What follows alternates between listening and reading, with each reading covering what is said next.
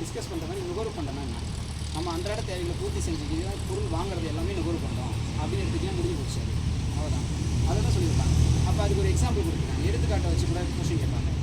அரிசி, துணி, மிதிவண்டி, இதெல்லாம் நம்ம பார்த்தாலே தெரியுதா, இது 3 ஆப்ஷன் வந்து இவங்க கொடுத்துருக்காங்க. வேறு எந்த ஆப்ஷன் கொடுத்தாலும் நம்ம ரைட்டு கரெக்ட் போகணும், ஏன்னா நம்ம பயன்படுத்துகிறோமா அப்படின்றத வச்சு போட்டுக்கணும்.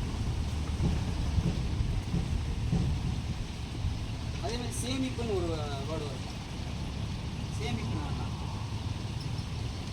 சேமிப்புனா நீங்கள் நம்ம நார்மலாக என்ன நினைப்போம் சேமிக்கலாம், சும்மா சொல்லுங்கள் சேமிப்புனா உங்களுக்கு என்ன தோணுது? சேமிப்புனா சும்மா சொல்லு, தப்பாக இருந்தால் பரவாயில்ல. பணம் நகை சேமித்து வைக்கிறதுனா நம்ம சேமித்து வைக்கிறது. இன்னொன்று இப்படி யோசிங்க, நம்ம பணம் இதெல்லாம் சேமித்து வைக்கணும். எப்படி சேமித்து வைக்கணும்? நமக்கு அந்தந்த தேவைகளை பூர்த்தி செஞ்சதுக்கு மீதி இருக்கிற பணத்தை தான் சேமித்து வைப்போம். சேமிக்கிறதுன்னு கொண்டு போய் பாதி வைக்க மாட்டோம்.